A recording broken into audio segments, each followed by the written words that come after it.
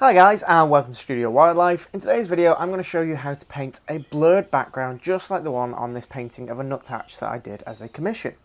I'm going to show you two methods, a simple method with brushes and then an easy method that just speeds up this process and makes it so much more efficient and way more realistic. So make sure you stick around for both methods. So first off, cleaning my palette, cool little shots, just trying something new. And then I like to put a background and a base coat onto my canvas first. I'm just painting on a wooden MDF board here, and I'm just using a flat brush and just painting on a mid-tone grey. I just like to remove some of that harsh white off the canvas, especially when I'm doing this bokeh blurred background effect. Doesn't matter what I'm doing, whether it's that grey one or a green one like that. Then I like to mix up some background colours with a brush. This is so satisfying to watch in this sped up time, but I'm just making up a mid-tone grey, just using some titanium white and some black. Then I'm just splitting it up into little piles because I'm going to mix some colours in them. So here I've got some blue, I'm just mixing it with that grey with a palette knife. I just wanted to give this quite sort of like mystical, colourful background without it being too saturated. So next I've got some sap green, then a bit of yellow, then a bit of burnt sienna. I could have used orange for this, but I just had burnt sienna to hand. Then a little bit of red. So next, I'm just using that flat brush again, and I'm just randomly applying the colours and blending them together. I used quite a lot of paint here, and made up quite a lot of paint, because it's much easier to blend acrylics when they are wet still and when there's quite a lot of paint on the surface. If you don't mix up enough paint, it'll be much more difficult to blend. So make sure if you're doing this, or you're doing a similar technique where you want to create a nice blurred, blended background, make sure you are adding lots and lots of paint to your palette. So you can see I'm just using that flat brush and just adding just random colours everywhere. And because they're all the same value, because they're all the same sort of tones, just different hues, if you actually converted this to black and white, put a black and white filter on, they would look pretty similar. Not all of them, because they're not all perfect, but they would look pretty similar. In fact, what I might do is just convert that to black and white and have a see how that looks.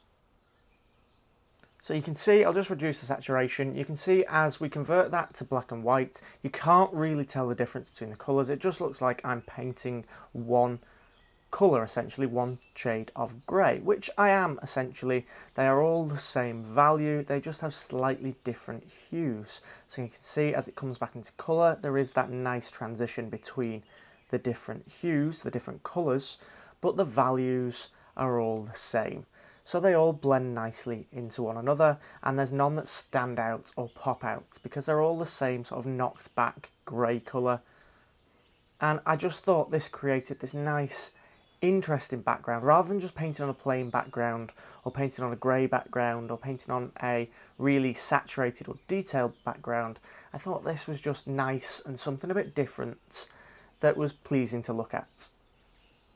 Once that background is in, I can do this technique with a brush, again just blocking it in with different colours. It doesn't have to be the colours that I use here. I'm doing one in sort of like the grey and green. This was the dog that I painted last week. You can create the same bokeh effect just using a brush, but this is slightly more difficult. The way that I do it is just use a filbert brush which has that rounded edge, and it makes it much simpler for doing these rough circles. And because you want it to be quite faded, you don't need to use really opaque paint, and you can actually be quite random with it as well. One thing I do recommend is changing the size of the filbert brush as well. I just use the same size filbert brush because it was such a small painting, but bigger paintings use different size brushes just to add a little bit more variation. And all I'm really doing is just lightly washing and scumbling some rough circular patterns over the background. That technique's okay, but is a little bit time consuming. I'm now going to show you a much faster way of creating that same effect, but much better. I like creating nice sort of soft bokeh effect background with those little circles, and you could do this with a brush, but I find it much quicker and much easier using an airbrush like I'm doing here. I don't have any particular brand of airbrush, I just found a cheap one on Amazon, or it might have even been eBay, and I just use this little circle stencil just to create those soft bokeh patterns. I think the airbrush was something like £25. I did buy some airbrush paints, some liquid airbrush paints. I think they are just liquid acrylics, and they are much better at sort of blending and going through the airbrush. And I also use some airbrush thinner with this that has some acrylic molecules, to put it simply, inside, so it doesn't make the paint too watery when you thin it out. So I am just layering up these circles over the top of the background, just trying to vary them slightly. I don't want them all in one straight line, I don't want them all the same size, I want them all different opacities. So for some I'm only using a little bit of paint, others I'm putting quite a lot of paint down. It's important when you are working with an airbrush, or if you're working with an airbrush, that you don't put too much paint down because it will start to drip. So it's always better to use that airbrush sparingly and add the paint on little bits at a time in layers and wait for each layer to dry. I'm not using fully opaque paint. I do still want some of those colours to show through the little circles that I'm doing, but this is just a nice, easy way to create that soft, out of focus bokeh background that I just love to add in pictures, and you do see a lot in photographs. So if you are aiming for a photorealistic painting, something that matches those photographs, and you're trying to paint, I do really recommend getting an airbrush for these backgrounds. It just speeds up the process massively, and it makes things like this so much easier. I'm just using white acrylic paint. I don't have them with me, so I can't tell you exactly what brand of airbrush paint it is, but they aren't actually airbrush paints, they are just liquid acrylic paints, and they are perfect for it. All I do is mix it about 10 drops of paint to about half the pot of paint thinner, and then top it up with a little bit of water. And I do recommend and do urge you to wear a mask if you're doing this, and also work in a well ventilated space. I always wear a mask, and I always keep all the doors and windows open because it can get quite fumigated or fumy in there.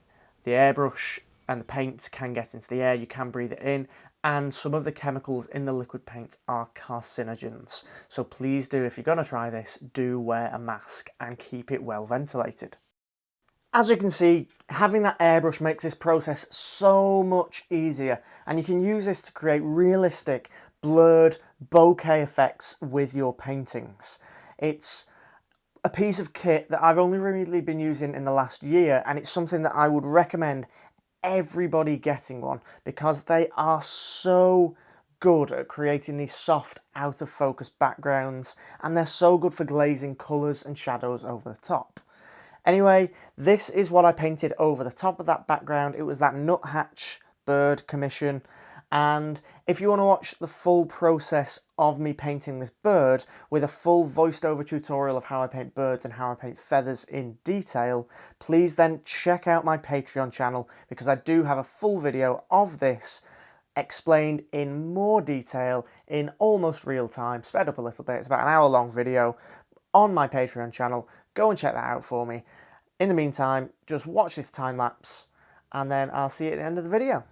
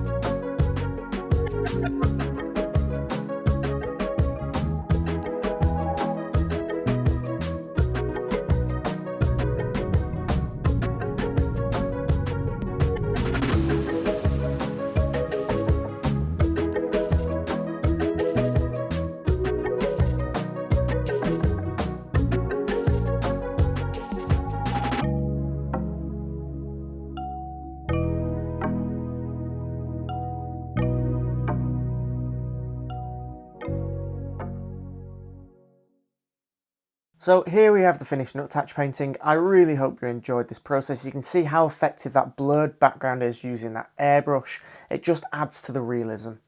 As always, thank you so much for watching, and for more wildlife art tips, please head on over to studiowildlife.com. Thank you again, and I'll see you next time.